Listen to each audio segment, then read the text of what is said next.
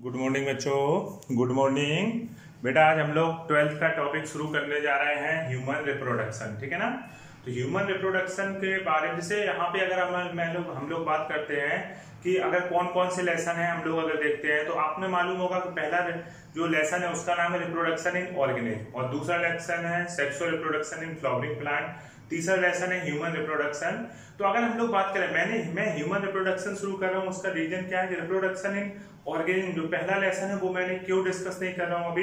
Actually क्या है, जो मैं ह्यूमन रिप्रोडक्शन पढ़ाऊंगा उसी के साथ मैं रिप्रोडक्शन इन ऑर्गेनिज्म लेसन भी कंप्लीट करूंगा। ठीक है ना। तो आपको घबराना नहीं है क्योंकि मैं एक साथ सभी बातें लेके, जो वही बातें वहां पे लिखी हैं वही बातें यहाँ पे, तो ये चीजें अगर आपको क्लियर हो जाएंगी तो वो चीजें भी आपको बहुत ही उसमें बहुत शॉर्ट फॉर्म में चीजें लिखी है तो वो मैं इसके साथ ही आपसे डिस्कस कर लूंगा। फिलहाल मैं अभी डिस्कस करने जा रहा हूँ ह्यूमन रिप्रोडक्शन के बारे में।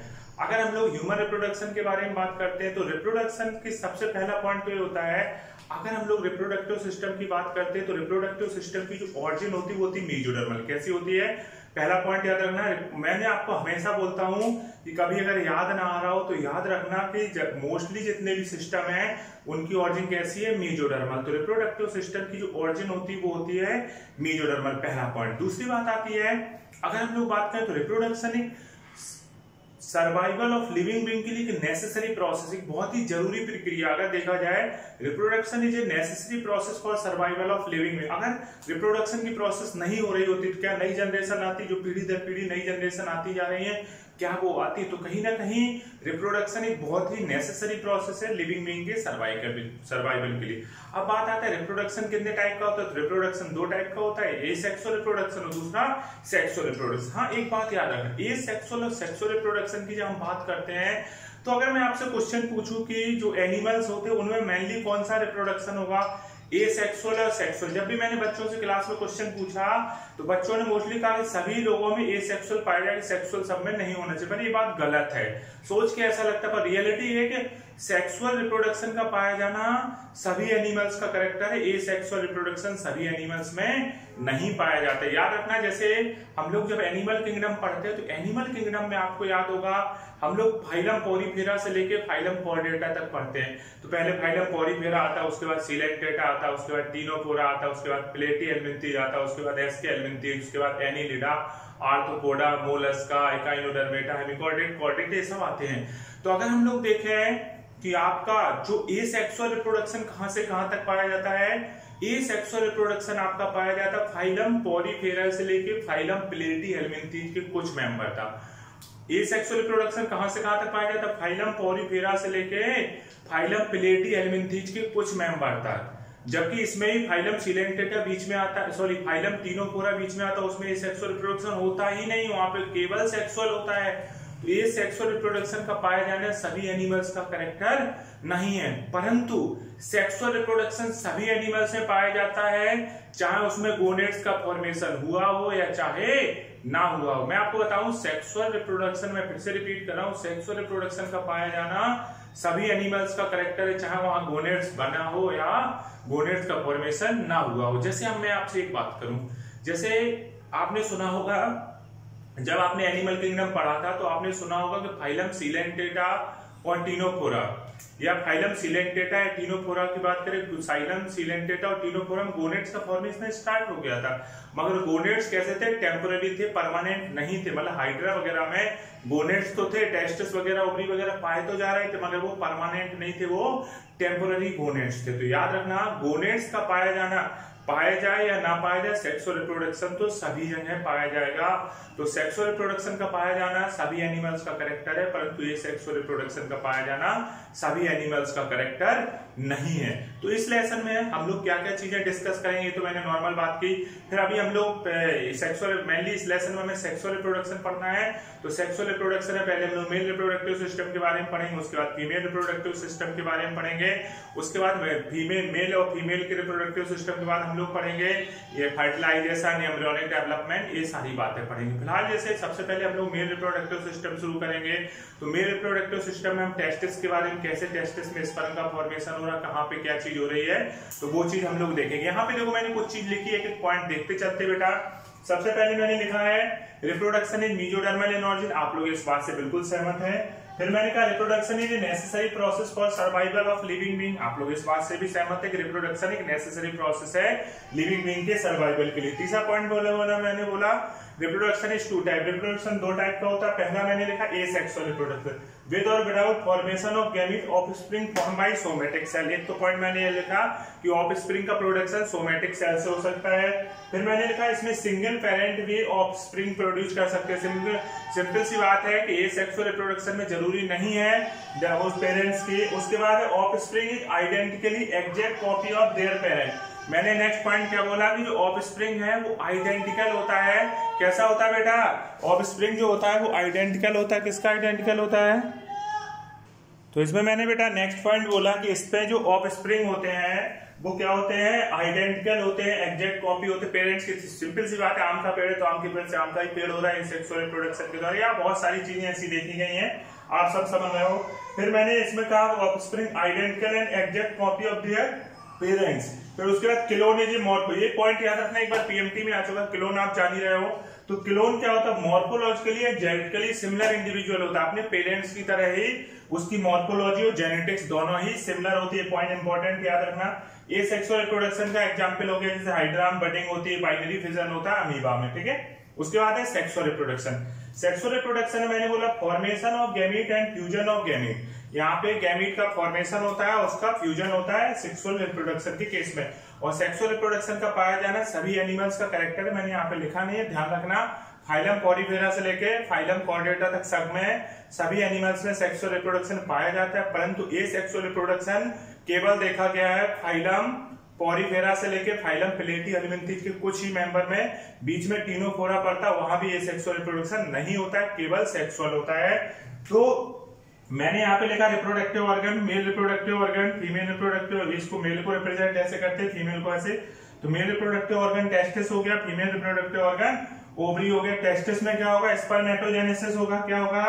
टेस्टिस में क्या होगा? स्पर्मेटोजेनेसिस। कौन सी प्रोसेस होगी? स्पर्मेटोजेनेसिस होगी। एग में क्या होगा? oogenesis होगा, oogenesis होगा। ओवरी में oogenesis प्रोसेस होगी, स्पर्म में स्पर्मेटोजेनेसिस प्रोसेस होगी। सॉरी, टेस्टिस में स्पर्मेटोजेनेसिस प्रोसेस के द्वारा स्पर्म बनेगा, ओवरी में oogenesis प्रोसेस के द्वारा एग या ओवा। दोनों प्रोसेस को गैमेटोजेनेसिस भी बोल सकते हैं। तो ये स्पर्म और ओवा बनेंगे, मिलकर फर्टिलाइजेशन होगा, जाइगोट का एम्ब्रियोनिक डेवलपमेंट होगा, एम्ब्रियो बनेंगे। एम्ब्रियो से आप अलग अलग एनिमल्स में अलग अलग चीजें देखेंगे। कुछ एनिमल्स में लार्वा बनता है, तो लार्वा से एडल्ट बनता है। जैसे फ्रॉग के ही बच्चे को ले लो, फ्रॉग का बच्चा क्या होता है? टेडपोल वो उसकी लार्वल स्टेज को बताता है, जबकि फ्रॉग का टेडपोल मछली की तरह दिखता है, जबकि फ्रॉग की तरह दिखता है। अंतर है कि नहीं? तो इनमें होता है मेटामॉर्फोसिस। तो वो टेडपोल फ्रॉग का क्या है? लार्वा है। तो लार्वा से एडल्ट बनने की जो प्रोसेस होती है उसे बोलते हैं मेटामॉर्फोसिस। क्या बोलते हैं? मेटामॉर्फोसिस कहते हैं। जबकि फीटस से एडल्ट बनने की जो प्रोसेस है इसको ग्रोथ बोलते हैं। क्या बोलते हैं? तो फीटस से एडल्ट ग्रोथ करके बनता है, जबकि लार्वा से एडल्ट मेटामॉर्फोसिस करके बनता है। तो ये पॉइंट लिख लो बेटा, है ना? ये चीज समझ में आई? देख लो अच्छे से, इतना छाप लो, फिर आगे लिखते हैं। अब बेटा हम लोग सेक्स ऑर्गन के बारे में डिस्कस करेंगे। सेक्स ऑर्गन की अगर हम लोग बात करते हैं तो पहला है प्राइमरी सेक्स ऑर्गन। क्या चीज है? Primary sex organ. Primary sex organ मैंने लिखा है gamete forming organ and formation side of sex hormone. मतलब प्राइमरी सेक्स ऑर्गन कैसे ऑर्गन होते हैं? जहां पे गैमीट का फॉर्मेशन होता है और यहाँ पे हार्मोन्स का भी फॉर्मेशन होता है। जैसे मेल सेक्स हार्मोन टेस्टोस्टेरोन है, फीमेल सेक्स हार्मोन एस्ट्रोजन है, तो इन सब का फॉर्मेशन यहाँ पे होता है। तो ये क्वेश्चन पूछा जाएगा कि प्राइमरी सेक्स ऑर्गन क्या होते हैं, तो आंसर क्या देना? मेल में क्या होगा? टेस्टिस और फीमेल में ओवरी। दूसरा मैंने secondary sex organ. Secondary sex organ क्या होते हैं? जैसे मैंने लिखा provide passage for gamete and help in fusion of gamete. ये क्या करते हैं? गैमीट को रास्ता देते हैं और उसके फ्यूजन में हेल्प करते हैं। जैसे मेल में क्या हो गया? प्रोस्टेट। अभी ये सारी बातें आएंगी अगर आप पहली बार सुन रहे हैं। प्रोस्टेट ग्लैंड क्या होती, कॉर्पस ग्लैंड क्या होती, सेमाइनल वेसिकल, वासा डिफरेंस, एपिडिस, ये सारी बातें अभी आने वाली है, तो आपको घबराना नहीं है। तो मेल का आपका देखा जाए सेकेंडरी सेक्स ऑर्गन, फीमेल में क्या हो जाएगा? Fallopian tube, Bartholin gland, uterus, ये सारी चीजें किसमें हो जाएंगी? फीमेल में हो जाएगा। उसके बाद external sexual character. External sexual character में क्या हो जाएगा? मेल में low pitch voice, broad shoulder and narrow hips. Male की जो पिच होती है साउंड रेस्पिरेटरी सिस्टम में आप लोग पढ़े हो लो पिच होती है, ठीक है, जबकि फीमेल कैसी होती है, हाई पिच होती है। इसीलिए आप देखो कि जब लेडीज बात कर रही हो क्लासरूम में, लड़के बात कर रहे हो तो दूर तक आवाज जाती है, लड़के बात करते हो उतना नहीं जाता, ऐसा होता है ना। अब इसका दिल पे मत ले लेना, बस ऐसे ही बोला हूँ, ठीक है। लो पिच वॉइस किसकी होती है, मेल की। फीमेल की हाई पिच होती है। मेल के कंधे कैसे होते हैं, चौड़े होते हैं, जबकि फीमेल के कैसे होते हैं, सकरे होते हैं, नैरो होते हैं। जबकि मेल का जो हिप्स रीजन है वो नैरो होता है, फीमेल का क्या होता है, ब्रॉड होता है। उसका रीजन है कि यहाँ पे भगवान ने फैट वगैरह का डिपोजिशन ज्यादा दिया है, जिससे कि बच्चे के जन्म में आसानी हो सके। तो इतनी बातें आप लोग छाप लो। अब इंपॉर्टेंट बातें स्टार्ट होंगी यहाँ से, ठीक है, ओके। अब बेटा पहले हम लोग डिस्कस करेंगे मेल रिप्रोडक्टिव सिस्टम के बारे में। किसके बारे में डिस्कस करेंगे, तो पहले हम लोग डिस्कस करेंगे मेल रिप्रोडक्टिव सिस्टम। किसके बारे में करेंगे, मेल रिप्रोडक्टिव सिस्टम के बारे में बात करेंगे, मेल रिप्रोडक्टिव सिस्टम। तो अगर हम लोग मेल रिप्रोडक्टिव सिस्टम की बात करते हैं तो इसमें हम लोग बात करेंगे टेस्टिस की। किसकी बात करेंगे, हम लोग बात करेंगे टेस्टिस की। देखो टेस्टिस के बारे में अगर हम लोग बात करें, सिंपल सी बात है, 1 पेयर होते हैं हम लोगों में। फिलहाल ये सारी बातें तो बाद में डिस्कस करेंगे। टेस्टिस की अगर हम लोग देखें तो हम लोग जब माँ के पेट में होते हैं तो टेस्टिस जैसे आपको मालूम है ये हमारा थोरेसिक रीजन है और ये पेट वाला एरिया कौन सा हो गया, एब्डोमिनल एरिया हो गया। तो टेस्टिस का जो निर्माण होता है, फॉर्मेशन होता है, वो हमारे एब्डोमिनल रीजन में होता है। पर जन्म के टाइम पे या 7वें महीने में देखा जाता है टेस्टिस हमारे यहाँ से चले जाते हैं पेल्विक रीजन में, नीचे जो पेल्विक जहाँ पे पेनिस वगैरह पाया जा रहा है, इस रीजन में टेस्टिस पहुंच जाते हैं। आखिरकार ऐसा क्यों हो गया, भगवान ने ऐसा क्यों किया, उसका रीजन ये है क्योंकि हमारी जो बॉडी का टेम्परेचर होता है उससे हमारा पेल्विक रीजन जो नीचे वाला जो पार्ट है वहां का टेम्परेचर लगभग 2 से 3 डिग्री सेंटीग्रेड, लगभग 2.5 डिग्री सेंटीग्रेड कम होता है, जो कि स्पर्म के फॉर्मेशन में हेल्प करता है। क्या करता है,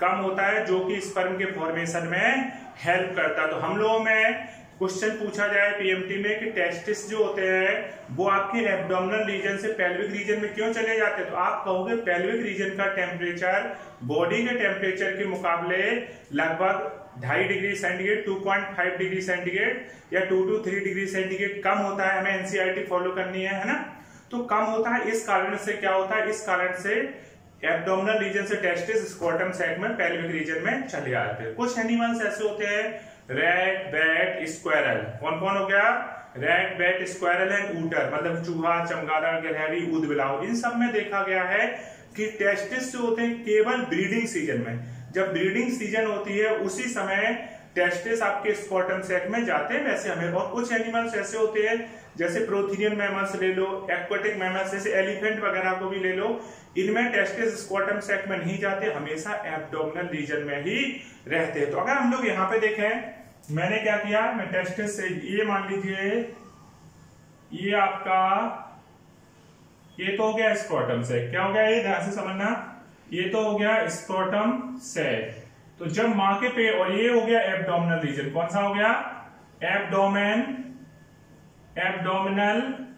रीजन हो गया। ये कौन सा रीजन हो गया, एब्डोमिनल रीजन हो गया।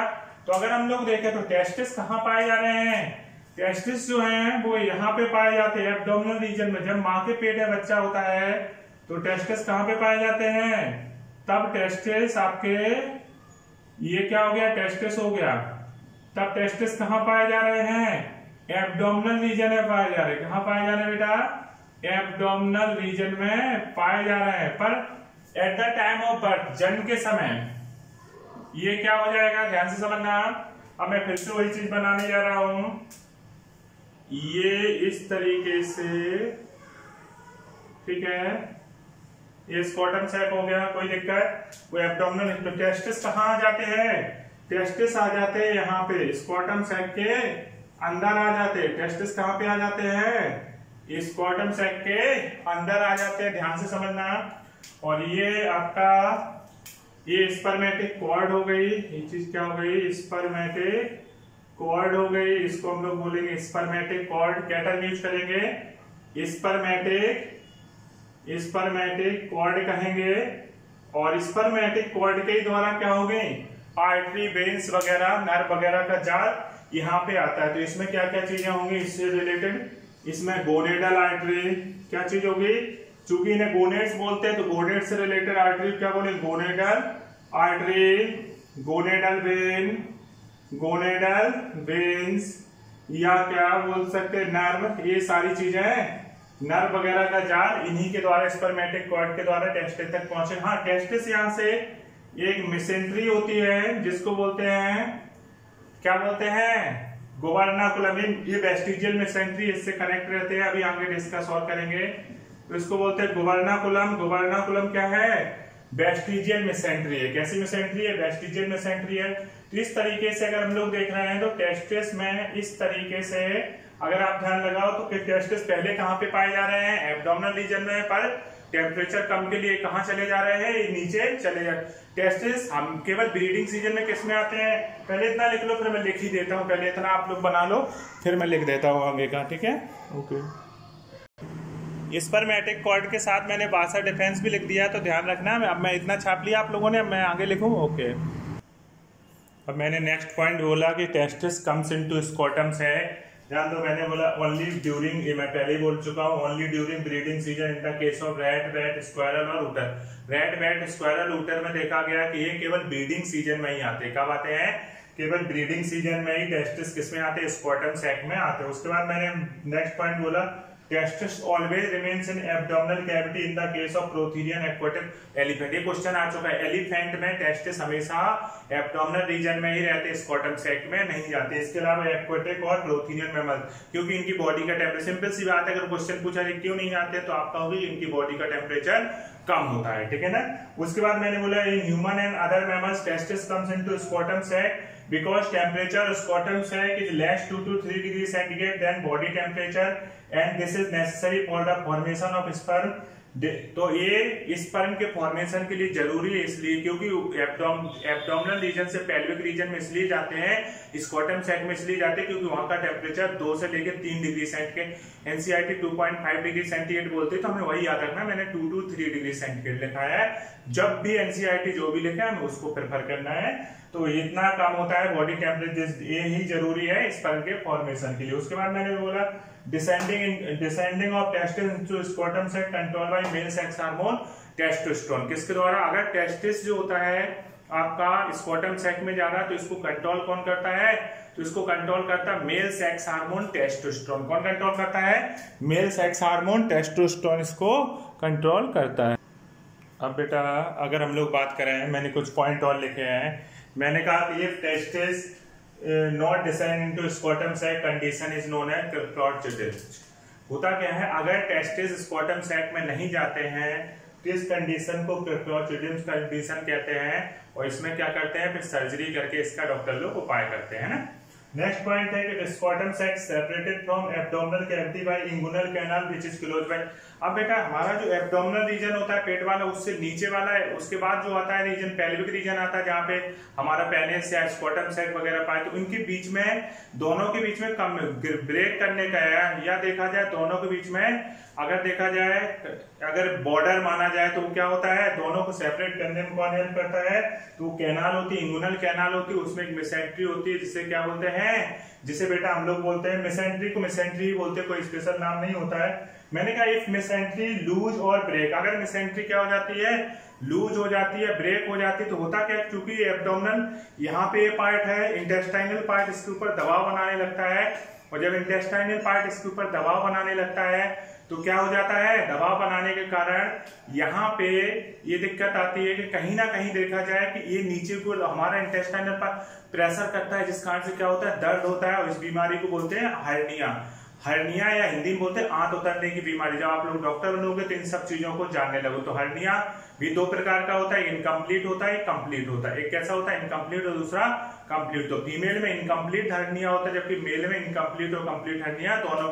एक तो होता है जैसे चारपाई होती है, चारपाई में रस्सी बंधी होती, तो रस्सी का ढीला हो जाना, तो आप नीचे बैठोगे तो नीचे की तरफ जाओगे ना, तो एक तो वो है, और दूसरा है कि टूट ही जाए, धागे ही टूट जाए। तो मिसेंट्री टूट गई तो इंटेस्टाइनल पार्ट अंदर जाने लगेगा स्कॉटम सैक में, तो कंप्लीट हर्निया। केवल दबाव करेगा तो क्या है, इनकम्प्लीट हर्निया। फीमेल में तो स्कॉटम सैक हर्निया होता नहीं, तो दबाव केवल मिसेंट्री पे दबाव रहेगा, इनकम्प्लीट हर्निया है, वो कंप्लीट हर्निया नहीं है। अब हम लोग देखेंगे सेक्शन ऑफ टेस्टिस, टेस्टिस के बारे में जानेंगे। ये चीज आपने देख ली, ये चीज क्लियर हो गई। अब हम लोग देखेंगे सेक्शन ऑफ टेस्टिस, उसके बारे में जानेंगे। किसके बारे में बेटा? सेक्शन ऑफ टेस्टिस देखेंगे। तो सेक्शन ऑफ टेस्टिस में क्या देखेंगे, ये चीज भी जान लीजिए। हम लोग देखेंगे सेक्शन ऑफ टेस्टिस में कि किस तरीके से आपका टेस्टिस जो है स्पर्म का फॉर्मेशन कर रहा है, किस तरीके से बाकी चीजें हो रही है, उनको हम लोग देखेंगे। तो बहुत ध्यान से समझना है, ये चीज आपको समझ में आ जाएगी तो मेल रिप्रोडक्टिव सिस्टम आपको बहुत अच्छे से क्लियर हो जाएगा। तो हम लोग क्या डिस्कस करने जा रहे हैं? Section of testis. हम लोग टेस्टिस का सेक्शन देखेंगे। तो किसकी बात करने जा रहे हैं? सेक्शन ऑफ टेस्टिस, ठीक है। अगर हम लोग टेस्टिस का सेक्शन देखने जा रहे हैं, टेस्टिस के सेक्शन की अगर हम लोग बात करते हैं तो ध्यान से समझना, इसमें क्या क्या चीजें हमें बहुत ध्यान से आनी चाहिए, कहाँ पे क्या क्या चीजें क्लियर नहीं होती है, बच्चों को प्रॉब्लम होती है, तो वो अभी सब निकल जाएगा। जैसे मैं देखता हूं, देखो इसमें यहाँ पे मैंने क्या किया, ध्यान से समझना। ये मान लीजिए मैंने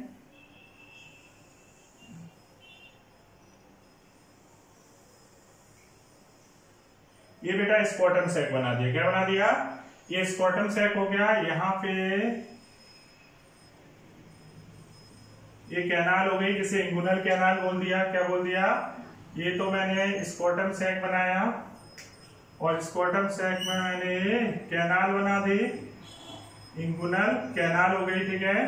इसको ये क्या चीज हो गई? स्कॉटम सैक की स्किन हो गई। ये हो गया स्क्रोटम सैक और इसकी स्किन हो गई। अगर देखा जाए स्क्रोटम सैक के अंदर की तरफ, कहां पे बेटा? अभी हम स्क्रोटम सैक के 2-3 फिगर बनाएंगे, एक एक चीज क्लियर करेंगे तो और अच्छे से होगा।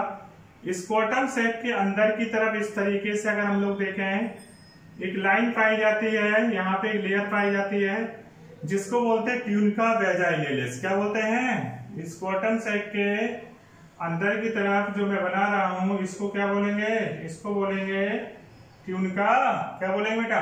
ट्यूनिका वैजाइनलिस। तो ये जो है लेयर जो मैं बनाने जा रहा हूं, ये कौन सी लेयर हो गई? ट्यूनिका वैजाइनलिस। ध्यान देना, वैजाइनलिस से वैजाइना मत समझ लेना।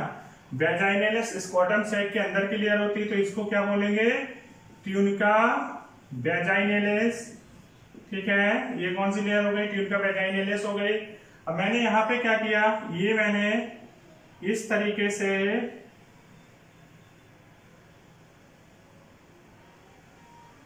ये मैंने टेस्टिस बना दिया। क्या बना दिया? टेस्टिस बना दिया। तो ये चीज क्या हो गया? ये टेस्टिस हो गया। ध्यान से समझना, तो टेस्टिस के बाहर की लेयर ट्यूनिका वैजाइनलिस टेस्टिस के बाहर हो जाएगी, जबकि स्क्रोटम सैक के अंदर, स्किन के अंदर, स्क्रोटम सैक के अंदर वाली लेयर, जबकि टेस्टिस के बाहर वाली लेयर। ये टेस्टिस हो गया। टेस्टिस में अगर हम लोग देखें तो इस तरीके से लोब्यूल पाए जाते हैं, लगभग 250 के आसपास। कितने पाए जाते हैं? लगभग 250, 200 से 300 के बीच में लोब्यूल पाए जाते हैं। टेस्टिस का जब सेक्शन करके देखते हैं तो इनको बोलते हैं टेस्टिकुलर लोब्यूल। क्या बोलेंगे? Testicular lobule.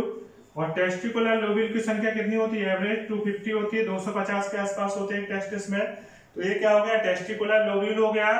अगर हम लोग देखें, ये तो टेस्टिकुलर लोब्यूल हो गया। उसके बाद यहाँ पे मैं एक स्ट्रक्चर और बना रहा हूं जिसको बोलते हैं रेटी टेस्टिस। क्या बोलते हैं? रेटी टेस्टिस। रेटी टेस्टिस बोलने के पीछे का कारण क्या है? रेटी का मतलब होता है जाल। क्या होता है?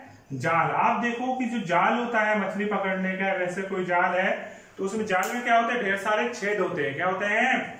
जाल में ढेर सारे छेद होते हैं। तो जैसे पानी में डुबोया, फिर मछली क्या उससे फंस जाती, पानी हट जाता है, ऐसे ये भी जाल की तरह नजर आता है, इसलिए इसे क्या बोलते हैं? रेटी टेस्टिस बोलते हैं। अब जैसे ये टेस्टिस हो गया, सिंपल सी बात है, टेस्टिस यहाँ जिस मेसेंट्री से अटैच होगा, इसको हम लोग क्या बोलेंगे? जो नीचे मेसेंट्री अटैच होती है, वेस्टिजियल मेसेंट्री है, इसको बोलते हैं गुबर्नाकुलम। क्या बोलते हैं? गुबर्नाकुलम बोलते हैं। ओके, इतनी बात क्लियर हो। अब देखो ये टेस्टिकुलर जो, हाँ, यहाँ पे ये किससे कनेक्ट होगा? तो ऊपर कौन सी कॉर्ड होगी? स्पर्मेटिक कॉर्ड हो जाएगी। अभी मैंने थोड़ी देर पहले बनाई थी स्पर्मेटिक कॉर्ड, याद होगा, उसमें मैंने वो दिखाया था आपको, गोनेडल आर्टरी, गोनेडल वेन, सब लिखा था। तो ये क्या चीज होगी? स्पर्मेटिक कॉर्ड हो गया, ठीक है। यहाँ पे अगर हम लोग देखें तो स्पर्मेटिक कॉर्ड हो गई, यहाँ पे मेसेंट्री पाई जाएगी, ये क्या हो जाएगी? यहाँ पे ये मेसेंट्री हो गई, ये क्या चीज हो गई, मेसेंट्री हो गई। और ये जो कैनाल है, जो वो कैनाल बन रही है, इसको बोलेंगे इंग्विनल कैनाल। क्या टर्म यूज करेंगे, इंग्विनल कैनाल शब्द यूज करेंगे। ये चीज क्या हो गया, इंग्विनल कैनाल हो गया। ध्यान देते चलना है एक एक चीज। अब होता है कि जो टेस्टिस, ये जो टेस्टिकुलर लोब्यूल है, टेस्टिस के अंदर ये 200 से 250 जो लोब्यूल पाए जा रहे हैं, इनके अंदर इस तरीके से पाई जाती हैं सेमनीफेरस ट्यूब्यूल। क्या पाई जाती हैं, ये क्या पाई जा रही है, सेमनीफेरस ट्यूब्यूल। क्या चीज है बेटा, ये सेमनीफेरस ट्यूब्यूल है। और सेमनीफेरस ट्यूब्यूल के अंदर ही क्या होता है, स्पर्म का फॉर्मेशन होता है। तो मैं यहां पे लिख देता हूं सेमनीफेरस ट्यूब्यूल। और इनकी संख्या लगभग 1 से 3 होती है, 1 2 3। एक टेस्टिस में कितनी होती है, 1 2 3। तो इनमें स्पर्म बनेगा, इनमें स्पर्म बनेगा। स्पर्म कहां पहुंचेगा, रेटी टेस्टिस के पास पहुंचेगा। कहां पहुंचेगा, स्पर्म इनमें बनेगा, इनसे कहां पहुंचेगा, ये रेटी टेस्टिस के पास पहुंचे। स्पर्म कहां बना, ये सेमनीफेरस ट्यूब्यूल में, और ये बन के कहां पहुंचेगा, रेटी टेस्टिस के पास। पर जिनके द्वारा पहुंचता है इनको बोलते हैं ट्यूबुलाई रेक्टाई। मैं यहां लिख देता हूं, क्या बोलेंगे, ट्यूबुलाई रेक्टाई। तो ट्यूबुलाई रेक्टाई के द्वारा कहां पहुंच गया, ये रेटी टेस्टिस। रेटी टेस्टिस से फिर यहाँ पे क्या होते हैं, ये किस तरीके से डक्ट बनती है, जिसको बोलते हैं वासा एफरेंसिया। मैं यहाँ पे शॉर्ट में लिख देता हूँ बी, फिर बड़ा कर दूंगा। तो वासा एफरेंसिया के बाद ये स्पर्म पहुंचते क्वाइल्ड स्ट्रक्चर बनता है, जिसको बोलते हैं एपिडिडाइमस। किससे पहुंचते हैं, फिर एपिडिडाइमस क्या हो जाती है, सीधी हो जाती है, तो उसको बोलते हैं वास डिफरेंस। और वास डिफरेंस से फिर क्या होता है, इसमें आके ओपन हो जाता है। कहां पे ओपन हो जाएगा, तो ये ओपन हो जाता है आके आपका स्पर्मेटिक कॉर्ड में। इस तरीके से स्पर्म कहां बनते हैं, सेमनीफेरस ट्यूब्यूल में, फिर ट्यूबुलाई रेक्टाई के द्वारा कहां पहुंचते हैं, रेटी टेस्टिस। इसको क्या बोलेंगे, इसको मैं लिख देता हूं, इसको बोलेंगे रेटी टेस्टिस। क्या टर्म यूज करेंगे, रेटी टेस्टिस। इसको क्या बोलेंगे, वासा डिफेंस। क्या शब्द यूज करेंगे, इसको बोलेंगे वासा डिफेंस। इसको क्या बोलेंगे, एपिडिडाइमस। एपिडिडाइमस का काम होता है स्पर्म को स्टोर करना, तो इसको क्या बोलेंगे, एपिडिडाइमस। क्या शब्द यूज करेंगे, एपिडिडाइमस। और अगर हम लोग देखें तो इसको अब मेल स्पर्मेटिक डक्ट भी बोल देंगे, आगे जाके क्या बोल देंगे, मेल स्पर्मेटिक डक्ट बोल देंगे। ओके, ये बात क्लियर हो गई, समझ में आ गया कि किस तरीके से स्पर्म आगे बढ़ेंगे। हाँ, एक चीज ये, अब देखो यही मेसेंट्री होती है ना, जब लूज हो जाएगी तो ऊपर का पार्ट नीचे आने लगेगा, हर्निया बोलेंगे। तो आपको हर्निया भी क्लियर हो गया। फीमेल में इनकम्प्लीट होता है, जबकि मेल में इनकम्प्लीट और कंप्लीट दोनों हो जाते हैं। तो इस फिगर को देख लो अच्छे से, फिर इसके आगे की बातें हम लोग डिस्कस करेंगे। पहले इसको अच्छे से देख लो आप लोग। ओके, ठीक है। अब देखो नेक्स्ट हम लोग फिर से फिगर देखेंगे स्पर्म का, सॉरी टेस्टिस का। जैसे एक तो मैंने वो समझाने के लिए बनाया, दूसरा मैं फिर से टेस्टिस का फिगर बना रहा हूं, तो बहुत ध्यान से समझना आप लोग, ठीक है।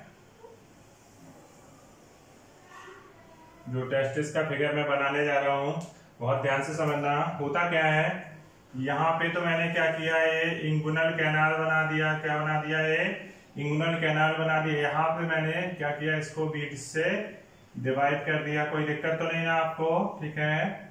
ये चीज हो गई, इक्वली है ना, कोई ज्यादा कम तो नहीं हो गया, थोड़ा सा तिरछा हो रहा है।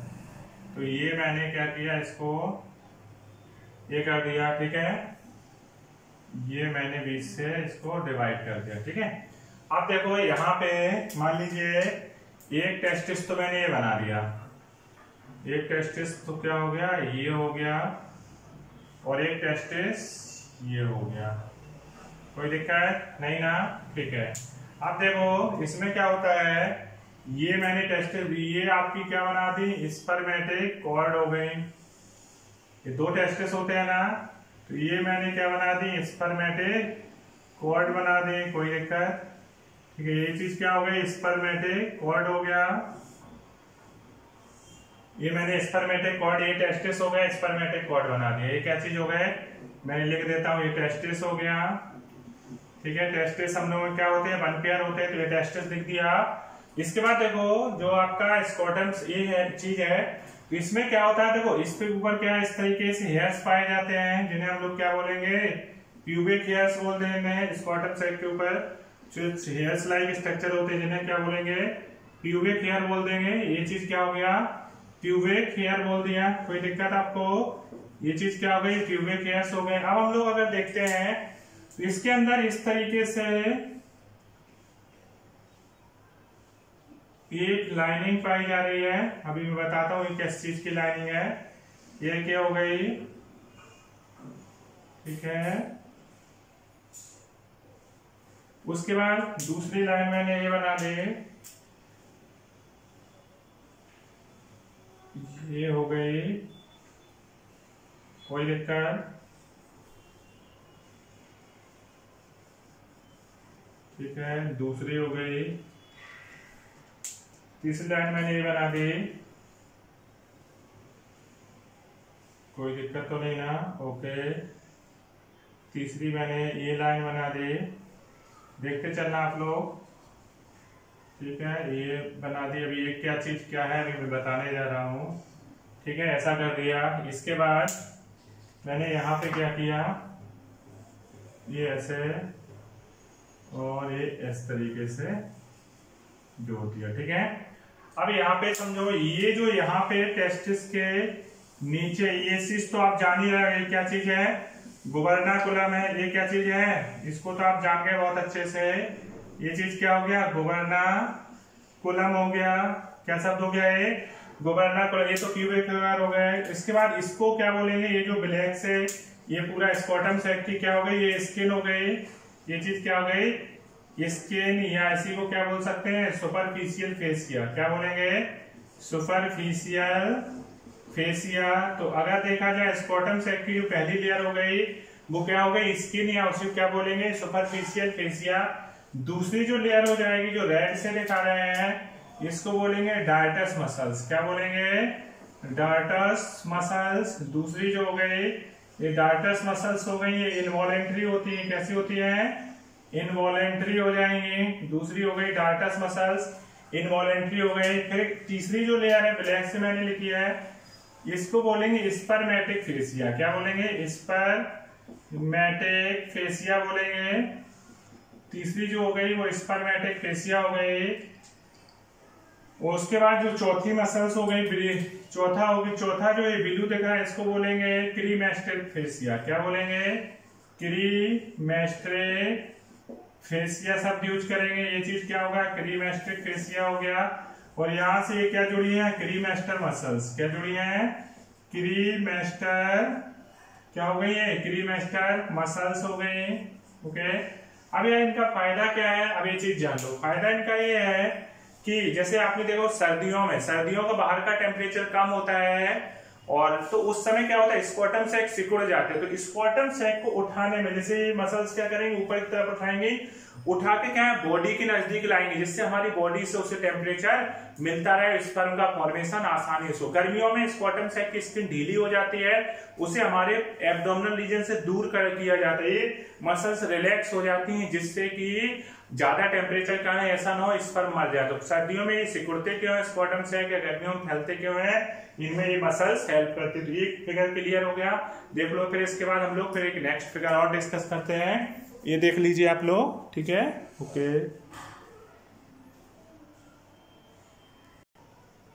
अब बेटा हम लोग टेस्टिस का नेक्स्ट फिगर डिस्कस करेंगे, ध्यान से समझना। मान लीजिए ये मैंने टेस्टिस बना दिया, ये क्या बना दिया, टेस्टिस बना दिया। तो टेस्टिस की जो लेयर होती है, टेस्टिस की जो कवरिंग होती है, उसको बोलते हैं ट्यूनिका एल्बुजिनिया। क्या बोलेंगे, ट्यूनिका एल्बुजिनिया। ध्यान से समझना, ये मैंने टेस्टिस की बाहर की लेयर बनाई, जिसे क्या बोलते हैं, ट्यूनिका एल्बुजिनिया। अगर हम लोग बात करें, इसके अंदर ब्लड वेसल्स की बनी हुई लेयर होती है, जिसको बोलेंगे ट्यूनिका वेस्कुलरोसा। क्या बोलेंगे, ये भी मैं बना दे रहा हूं, अंदर की लेयर को क्या बोलेंगे, ट्यूनिका वेस्कुलरोसा बोलेंगे। क्या शब्द यूज करेंगे बेटा, तो ये मैं अंदर की भी बना दे रहा हूं। टेस्टिस की अगर क्वेश्चन पूछा जाए कि टेस्टिस की लेयर कौन सी होती है, तो टेस्टिस की जो लेयर होती है उसको बोलते हैं ट्यूनिका, क्या बोलेंगे जल्दी बताओ, उस लेयर को बोलते हैं ट्यूनिका एल्बुजिनिया। क्या बोलेंगे, ट्यूनिका एल्बुजिनिया। उसके बाद दूसरी ये लेयर है, उसको क्या बोलेंगे, ट्यूनिका वेस्कुलरोसा।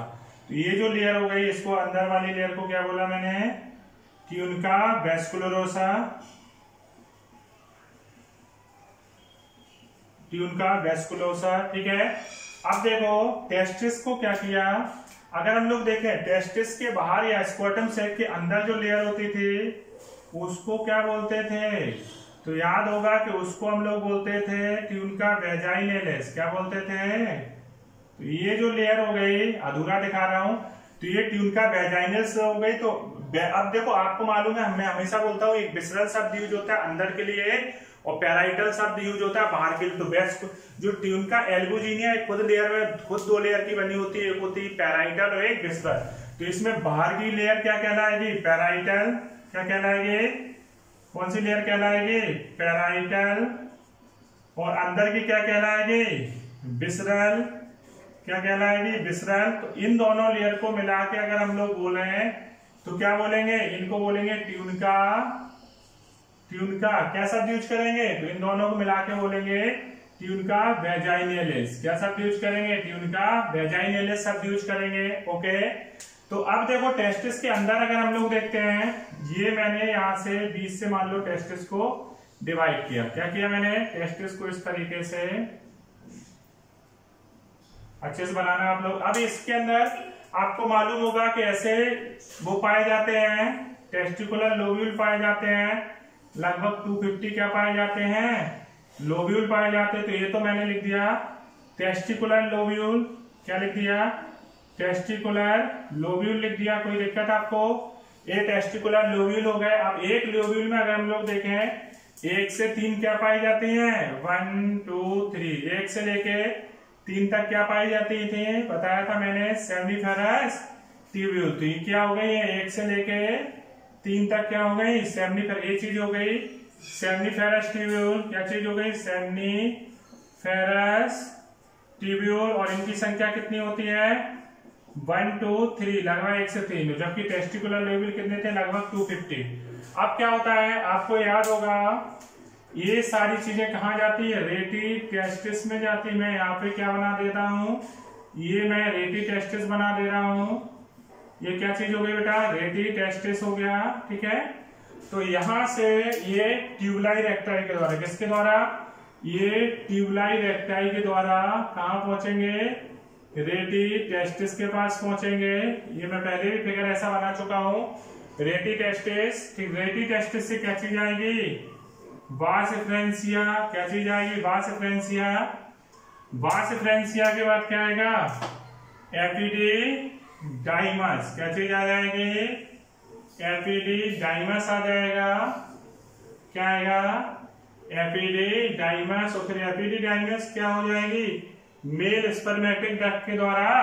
तो ये आपका क्या हो गया, ये तो हो गया वासा एफ्रेंसिया। ये क्या चीज हो गई, वासा एफ्रेंसिया। ये चीज हो गई वासा एफ्रेंसिया। ये चीज क्या हो गई, एपिडिडाइमस। एपिडिडाइमस, एपिडिडाइमस अभी डिटेल से पढ़ेंगे, इसमें स्पर्म स्टोर होते हैं। और एपिडिडाइमस से आगे जाके किसमें चेंज हो जाएगी, वासा डिफेंस। और वासा डिफेंस ही आगे जाके मेल स्पर्मेटिक। एपिडिडाइमस और वासा डिफेंस दोनों एक ही चीज होती है, दोनों वोल्फियन डक्ट से अराइज होती हैं। बस एक जब वो कॉइल फॉर्म में है तब उसका नाम एपिडिडाइमस होता है, और जब वो स्ट्रेट फॉर्म में हो तो उसका नाम वासा डिफेंस। तो ये फिगर क्लियर हो जाएगा। अब आगे की बातें हम लोग और अच्छे से डिस्कस करेंगे। ये चीजें अगर आपको समझ में आ गई तो बहुत ही आसान है। ह्यूमन रिप्रोडक्टिव सिस्टम, और 5 क्वेश्चन लगभग ह्यूमन रिप्रोडक्टिव सिस्टम से हर साल नीट में आते हैं, इसलिए बहुत ध्यान से हमें इन चीजों को लेके चलना है, बहुत ध्यान देना है। ओके बेटा, ठीक है।